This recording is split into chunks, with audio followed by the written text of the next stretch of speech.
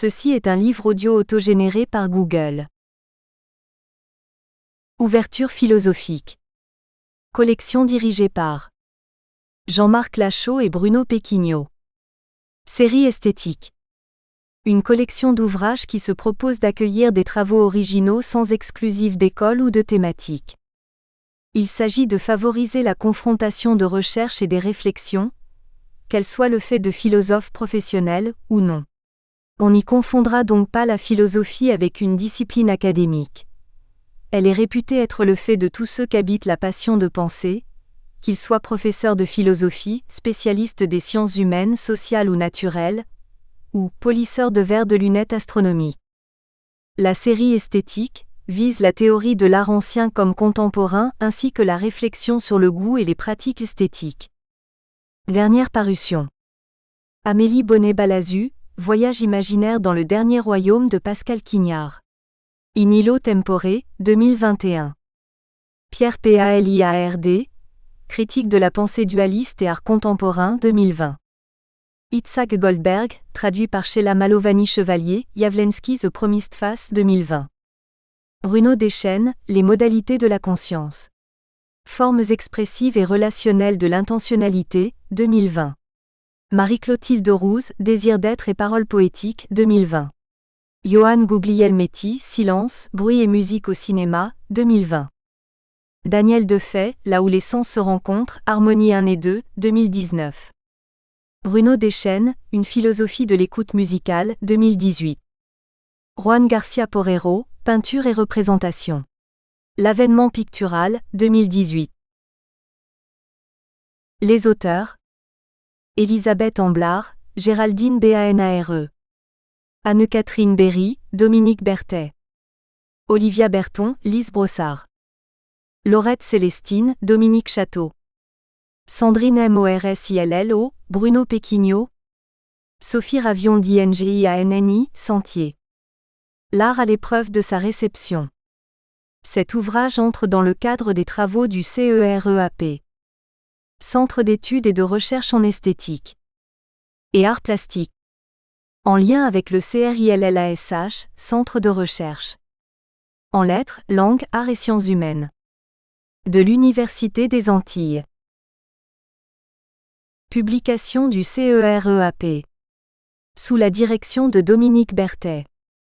Distance dans les arts plastiques, édition du CNDP, 1997.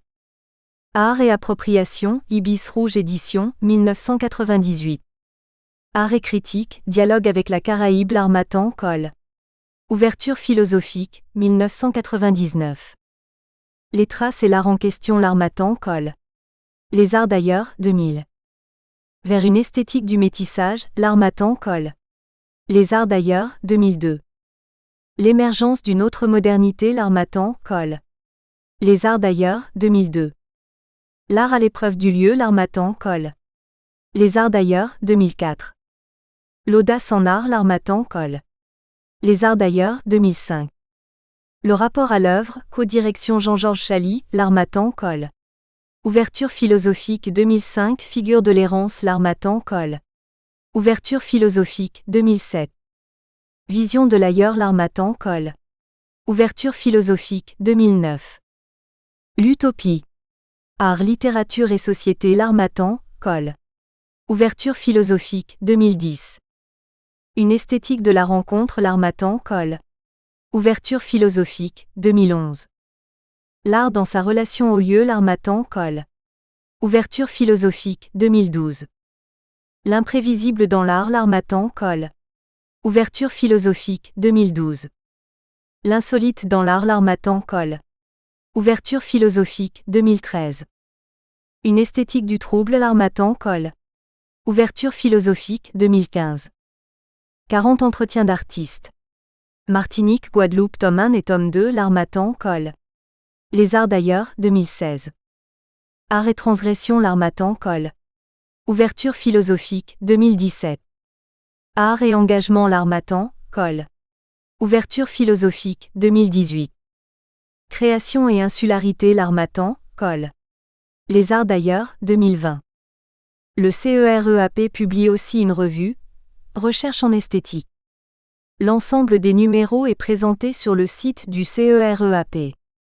http://berthet-dominique.wix.com/site-du-cereap page 4/CFVG. Avant-propos. Dominique Berthet. En novembre 2015, le CEREAP, Centre d'études et de recherche en esthétique et arts plastiques, tenait son 20e colloque sur le thème « La réception de l'art » à l'ESPE de Martigny. Ces 20 colloques se sont tenus alternativement en Martinique et en Guadeloupe, donnant lieu à la publication des actes de colloque pour chacun d'entre eux. 2015 est aussi l'année d'un drame marquant survenu en France avec l'assassinat, le 7 janvier, d'une partie de l'équipe de rédaction du magazine satirique Charlie Hebdo. 12 personnes, dont 8 membres de la rédaction, tombent sous les balles de 2 terroristes islamistes armés de fusils d'assaut. La raison de cette tuerie ? Certains dessins publiés dans ce magazine, jugés blasphématoires entre autres par ces 2 meurtriers. Ces personnes présentes au siège du journal ce jour-là ont perdu la vie en raison d'un problème de réception d'images satiriques. Parmi les victimes, les dessinateurs Cabu, Charb, Tinius, Honoré et Wolinski. Ce cas extrême va malheureusement se répéter, pour les mêmes raisons, avec l'assassinat d'un enseignant, dont le tort fut de consacrer un cours d'enseignement moral et civique à la liberté d'expression en France, en montrant 2 caricatures de Mahomet publiées dans Charlie Hebdo. Samuel Paty, professeur d'histoire-géographie, est décapité en octobre 2020 au sortir de son établissement scolaire à Conflans-Sainte-Honorine. Là encore, à l'origine, un problème de réception d'images. Rappelons au passage que la caricature est une tradition en France qui remonte au Moyen Âge. Les premières caricatures sont des gravures sur bois qui datent du XIVe siècle. Elles deviennent populaires au XVe siècle, grâce à l'imprimerie qui permet d'en multiplier les exemplaires. La caricature politique se répand à partir de la Révolution de 1789, avec, selon la BNF, plus de 1500 gravures satiriques réalisées entre 1789 et 1792. Les caricatures sont des dessins qui exagèrent et déforment la physionomie. Au XIXe siècle, elles se moquent de personnages publics ou historiques, qu'il s'agisse d'un pape, d'un monarque, d'un homme politique. Elles sont utilisées et diffusées par les 2 camps. Ce genre artistique très lié à la presse et à sa diffusion devient un langage à part entière. La caricature exprime donc une forme de critique, par l'image, à l'égard des personnages célèbres, raison pour laquelle elle fut parfois censurée par le pouvoir. La question de la réception de l'art concerne tous les domaines de la création artistique. Art plastique, musique, théâtre, photographie, cinéma, littérature, danse, etc. La réception de l'art et plus particulièrement d'une œuvre peut faire l'objet de 3 types de réactions possibles. Positive, négative ou susciter l'indifférence. Ce 3e cas de figure est sans doute le pire qui puisse arriver à un créateur. La réception positive, quant à elle, exprime un assentiment de la part d'une large partie du public, tandis que la réaction négative peut déboucher sur des réactions diverses allant de la simple critique au geste extrême, en passant par la censure, les manifestations collectives de protestation, les procès en justice, la destruction partielle ou totale de l'œuvre, l'agression physique de l'artiste ou de l'auteur. L'œuvre d'art n'est pas un objet anodin, habituel, commun. Elle est énigmatique, elle possède une part de mystère. Elle est le résultat d'un processus qui lui a donné existence. Créer, c'est en effet donner naissance à quelque chose qui n'existait pas jusqu'alors. Dès lors que son auteur prend la décision de la montrer, il la considère comme achevée. De ce point de vue, l'œuvre est donc un aboutissement. Lorsque l'œuvre est publiée, écoutée, présentée, elle s'offre alors au jugement du public. Cet achèvement est alors le point de départ d'un autre phénomène, que la création, qu'est la réception. L'œuvre trouve son véritable achèvement dans le regard, l'écoute ou la lecture du récepteur. L'œuvre est donc aussi un point de départ, puisque commence alors une nouvelle aventure au travers de sa réception par le public. La raison en est que l'œuvre est ouverte à une multitude d'interprétations. Elle a un caractère polysémique, qui invite une pluralité des regards. L'œuvre est au centre d'une sorte de relation peut-être impossible entre le créateur et le récepteur. Cette difficulté tient au fait que l'intention de l'artiste reste parfois un mystère pour le récepteur. Celui-ci, de son côté, exerce sa liberté dans sa façon d'appréhender l'œuvre, de l'éprouver, de tenter de la comprendre. L'œuvre échappe alors à l'artiste qui n'a aucun pouvoir sur le public. Elle poursuit son chemin au travers du regard et de l'interprétation du récepteur qui joue un rôle actif. Pour reprendre le terme de Jean Starobinski, le public est un actualisateur de l'œuvre. Celle-ci est réactivée à chaque fois qu'un récepteur la prend en considération, par-delà le temps de sa réalisation et de sa première réception. Le public est donc à la fois récepteur, juge, par le fait qu'il retient ou rejette, et créateur. À juste titre, Starobinski écrit que la réception des œuvres est une appropriation active. Ce faisant, le récepteur devient également créateur en ce sens qu'il interprète l'œuvre et l'interprétant il en crée une nouvelle. L'artiste, et globalement le créateur ne recherche pas nécessairement la validation du public. Certains artistes transgressent délibérément les normes, les règles, les codes, et déçoivent ainsi sciemment ce que Joss nomme l'horizon d'attente du récepteur. L'artiste vise ainsi la surprise au travers parfois de la provocation, voire du scandale. Il est vrai que la provocation a parfois été utilisée comme stratégie, pour capter la lumière, attirer l'attention. La transgression a même parfois été suscitée, encouragée, orchestrée par ceux qui influent sur le monde de l'art. Quoi qu'il en soit, comme en atteste l'histoire de l'art, c'est précisément grâce à des œuvres qui ont déçu l'horizon d'attente de leur temps que les pratiques artistes et le regard porté sur l'art ont évolué, nous obligeant à repenser l'art et sa définition. Réception réciproque, l'in situ et l'in vivo à l'œuvre. Elisabeth Amblard. Un poème est égaré, dans les bois de Meudon. Il sera bientôt visible à certains.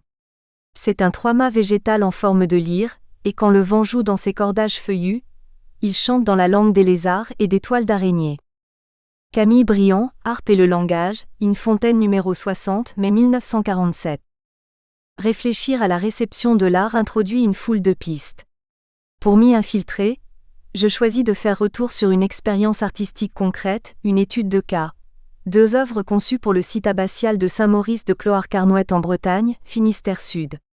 À l'œil nu et sur l'autre berge ont été présentées lors de l'exposition collective Hospitalité, Art contemporain et biodiversité, tout au long de l'été 2015, 2 œuvres in situ, donc et in vivo, paramètres essentiels à leur saisie, dont les photographies commodes mais fragmentaires présenteront les traces résiduelles. Si la position régulièrement adoptée dans la relation critique aux œuvres d'art explore un fond auquel on tente d'accéder, mû par la double volonté d'approcher au plus juste le dessin de l'artiste et de laisser vibrer ce qui suscite en l'œuvre notre intérêt, ici le projet artistique méconnu. Je serai donc à la fois très bien placé, mais peut-être aussi de manière ambiguë car à l'origine de ces 2 pièces. Auteur, est-il possible que je puisse en démêler leur réception ? En tout cas, celle-ci sera le possible objet de ce qui suit. Car tout d'abord, c'est une opportunité réelle de prolonger l'expérience, de s'accorder le temps, légitimé, trop rare, de la réflexion, a posteriori. C'est d'une certaine manière le moment de mesurer, de démêler, de recueillir, d'entendre, d'élucider, ne fût-ce que partiellement le rapport aux œuvres. Et pour cela, non pas seul, j'accorderai toute mon attention à quelques regards variés recueillis sous la forme de textes dont je donnerai extrait. Avant même d'installer une œuvre au regard d'un public, il faut y avoir été invité. La réception de l'art commencerait là. Alors un horizon d'attente réciproque se dessine, variable, allant de la carte blanche aux fourches codines de présentation de projet. C'est dans cette seconde situation que je me place. Cela signifie qu'en amont, j'ai organisé mes idées et mis à plat mes intentions afin de les communiquer. Explicite, hospitalité, art contemporain et biodiversité est l'expression même de l'accueil, de la réception. Pour le dire vite, il donne pour fond un lieu, le site abbatial, et surligne déjà l'idée du lien que ce lieu, conservatoire du littoral, entretient à la vie dans son immense et intime diversité. Le site abbatial sera donc notre hôte, c'est comme cela qu'on l'entend. La première rencontre se produit en automne 2014, m'étant rendue en Bretagne avec ce seul objectif. Le site abbatial me reçoit. Je le reçois aussi, dans la curiosité prégnante des moments de découverte totale. À pied, au sein de quelques 123 hectares de bois, de landes, de prés salés, de prairies pâturées en bordure du fleuve côtier l'Aïta, on accède au site abbatial, tout imprégné de vents marins, de temps de mémoire. À Saint-Maurice, des bâtiments témoignent d'un autre temps, d'autres fonctions. Pourtant, majoritairement, on perçoit des arbres, de l'eau, du ciel. C'est un endroit chargé d'histoire d'une part, et aussi de la force du vivant végétal et animal. Tout ceci se combine. Les arbres sont hauts ou anciens, le verger, les ifs séculaires, non coupés, ont une croissance libre.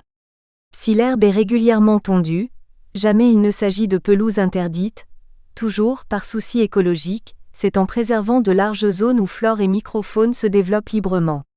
Pour cela, en ces places, seuls de parcimonieux fauchages, en début et en fin de végétation, organisent l'entretien de l'espace. Saint-Maurice est un site, Saint-Maurice est un jardin au sens où l'entend Anne Coquelin, dans lequel la nature est une idée qui n'apparaît que vêtue. Son garde, Gwenaël Guillauzic, le raconte et il décrit son écosystème. Ainsi j'apprends. Principalement, 2 faits me marquent. Le premier, à la place actuelle de la prairie, sitôt l'entrée passée, se trouvait le jardin potager et médicinal des moines. Le second, suite à des traces attestant du passage de la loutre d'Europe, espèce protégée, détectée en 1993, les chemins accès publics de la berge sud de l'étang ont volontairement cessé d'être entretenus en 1999, il y a donc, à la date du projet, déjà plus de 15 années. Là-bas, la nature sauvage semble reprendre ses droits.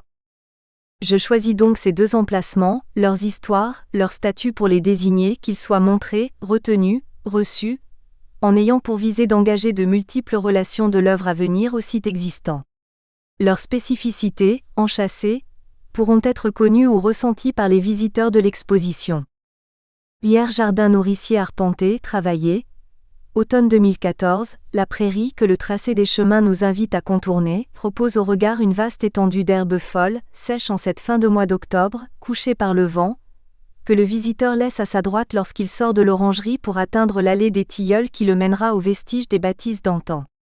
Du belvédère, nom donné à l'allée de pommiers surplombant cet espace, il en aura une vue perspective, plongeante, structurée par des allées contemporaines découpant la surface de prairie en 6 polygones.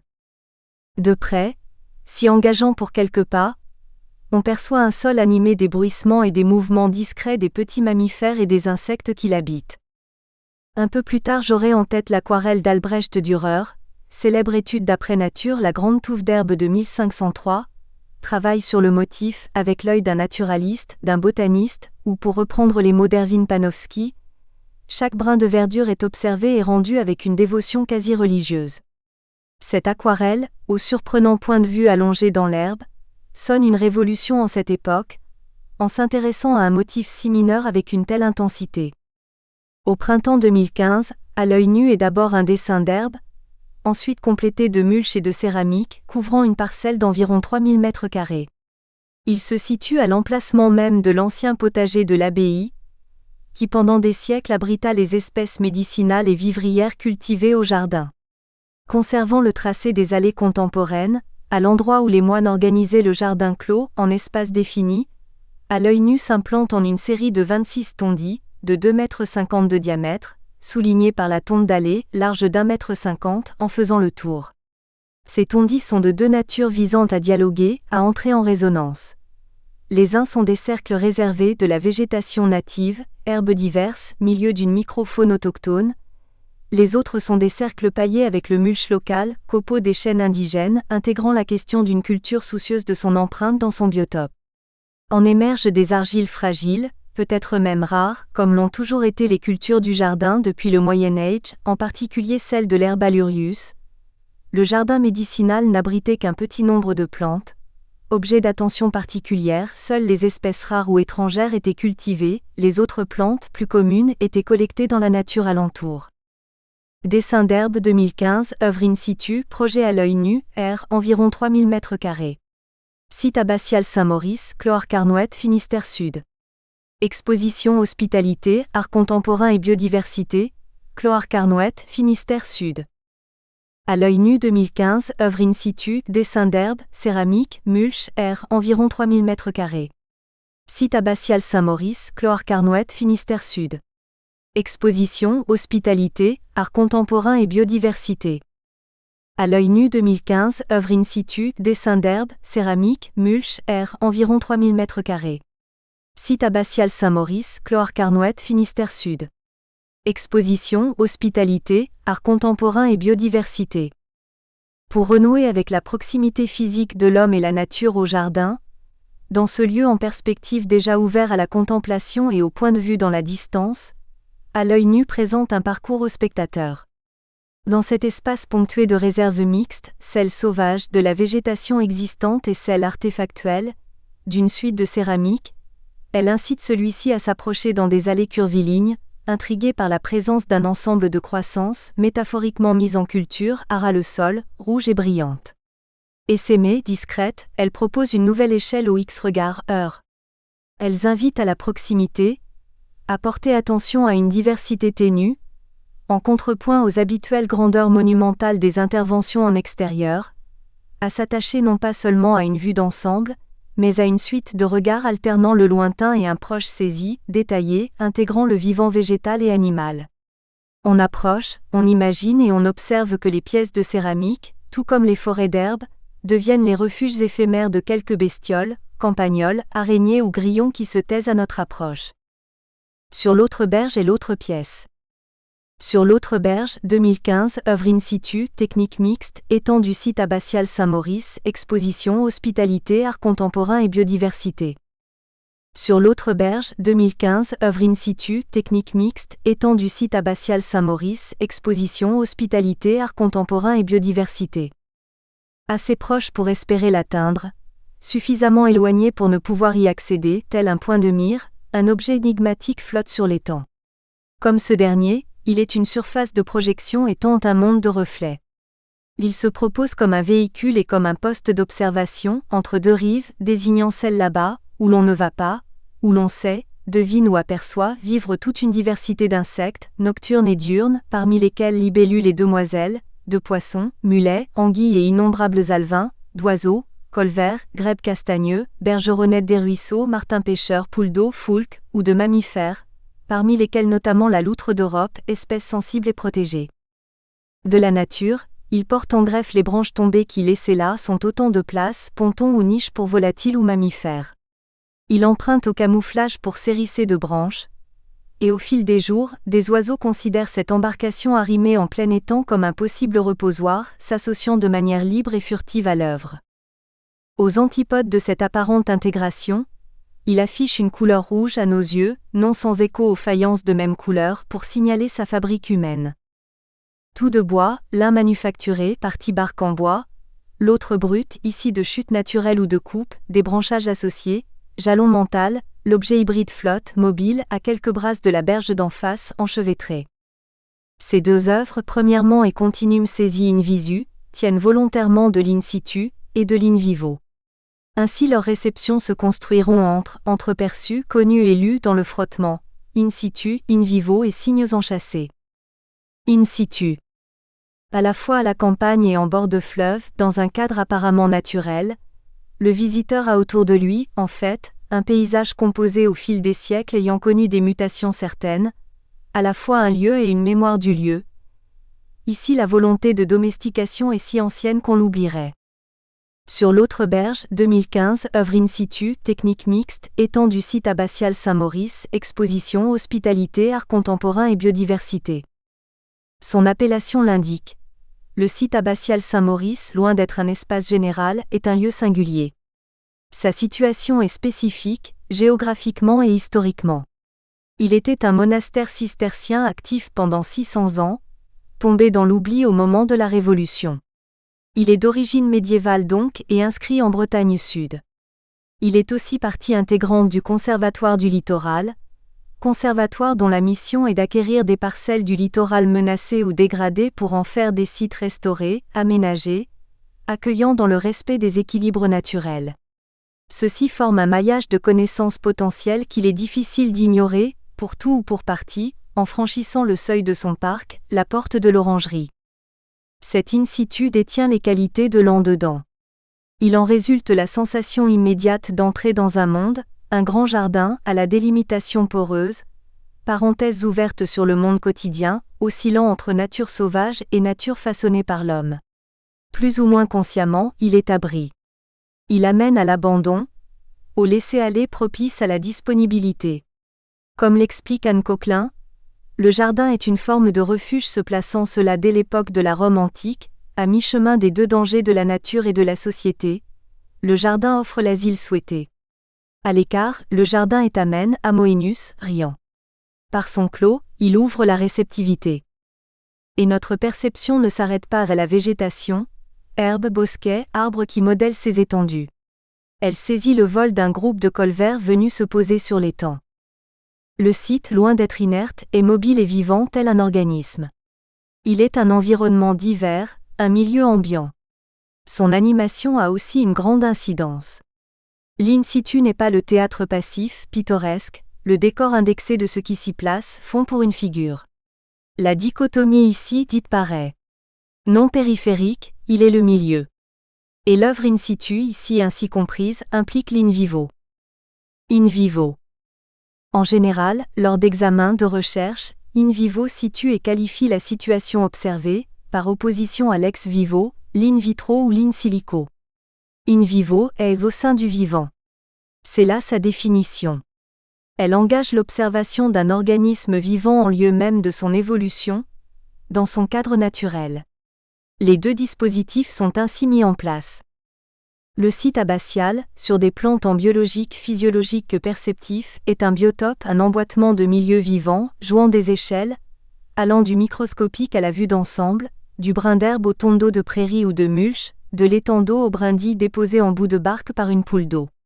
C'est ce qui touche plus particulièrement les visiteurs à la fibre botaniste ou naturaliste, tel Gwenaël Guillauzic en particulier, garde du littoral de ce site qui mesure là l'étroite corrélation de l'objet artistique au milieu qui l'accueille, sa capacité à s'intégrer, confirmée par son expérience relatée, de la poule d'eau suivie de ses poussins investissant l'embarcation, les photographies attestant de l'import de brindilles, prémices du nid. À l'œil nu et sur l'autre berge connaîtront au cours de l'exposition de 3 mois, une évolution naturelle, une génésis engagée, une évolution projetée suspendue au bon gré de la nature, des conditions climatiques, anticipées, attendues ou découvertes, comme l'incidence du chant des grillons, absent lors de mon repérage automnal, la colonisation des tondis par des pousses spontanées de champignons, engageant et suscitant pour tous, artistes ou récepteurs, un sens de la disponibilité, une attention aux événements saillants tenus comme ténus. Introduire le vivant dans l'œuvre, c'est intégrer la variabilité de celle-ci, en accepter une saisie, une réception en devenir, ses qualités instables, éphémères, mobiles, mouvantes, celles de la nature naturant, dans l'irréversibilité du temps écoulé. Depuis Héraclite, on sait ne jamais pouvoir se baigner 2 fois dans le même fleuve, que le soleil est nouveau chaque jour. Cela sera valable tant pour les œuvres que pour les regards posés sur elles. C'est là les particularités des moments. Les photos parlent d'elles-mêmes, développement des champignons, des fleurs et des herbes de la prairie. Mais que devrais-je dire des regards ? S'il y a certaines différences des regards, portés par un public varié de curieux et d'amateurs, de marcheurs et d'initiés, considérant l'étendue du lieu d'accueil, tissus variés, changeants, il est à souligner que la réception de l'art ici installée, en cet endroit particulier, mettra tous sens en alerte. Oui, toucher, odorat, vue. Le lieu convoque tous les systèmes perceptifs du spectateur-visiteur. De ces 8 hectares, le parc l'environne. Il est un espace réel, tangible, c'est-à-dire perçu dans le foisonnement de ces données concrètes, sensorielles. Ces données-là sont introduites par autant de sollicitations spatiales, de champs investigués en se déplaçant. Ce qu'écrit Michel de Certeau concernant la ville ne saurait être refusé à un jardin. Marcher dans un espace provoque une expérience authentique, sensorielle, cognitive. Ainsi l'espace se découvre-t-il dans cette promenade, de celle entendue par Dominique Berthet comme expérience physique du déplacement, moment d'ouverture et de découverte, de disponibilité et de réception, de celle qui permet d'atteindre une connaissance personnelle et physique du monde. Une expérience réceptrice. Ainsi j'introduis une expérience de réception, témoignage d'une expérience vécue, énoncée par Jean-François Robic, par un texte qu'il a eu la grande amitié d'écrire quelques 2 mois après avoir parcouru l'exposition Hospitalité. En Bretagne, le fond des vallées humides, traversé par les eaux noires des jeunes rivières, et couverts de prairies détrempées sur lesquelles poussent des champignons blancs ou roses, coulmelles, rosées des prés ou pieds de mouton. Ils font partie du paysage. Jamais ils ne retiennent longtemps l'attention du marcheur, ou alors l'amateur va précautionneusement les cueillir pour s'en faire un plat goûteux. Juste l'odeur délicieuse de moisis, de branches pourries, de lenteur. Arrivé au creux de l'aria de la Laïta, au coude dans lequel se niche l'abbaye Saint-Maurice, on traverse un bois aux senteurs humides. On est dans cet univers terrien quand tout à coup le monde change, la mer est là, ce qu'il en reste selon la marée, ses oiseaux, son éclat bleu, quand le temps s'y prête. C'est sur cette ligne de tuilage entre deux mondes, dans un espace presque montagnard et pas tout à fait maritime, un incertain paysage, que des moines ont choisi de s'installer il y a longtemps et de placer leurs barques, leurs ruches, d'exploiter leurs arbres et de pêcher les poissons de la mer qui remontent avec le flux entre les flancs boisés et les poissons, écrevisses et herbes aquatiques de l'étang qu'ils ont creusé en barrant leurs ruisseaux. Aujourd'hui comme parfois avant, je suis revenu dans ce lieu si calme, où l'on est accueilli par une double image de vie et de mort en parallèle. Deux arbres côte à côte au bord de la berre, un vivant, un mort.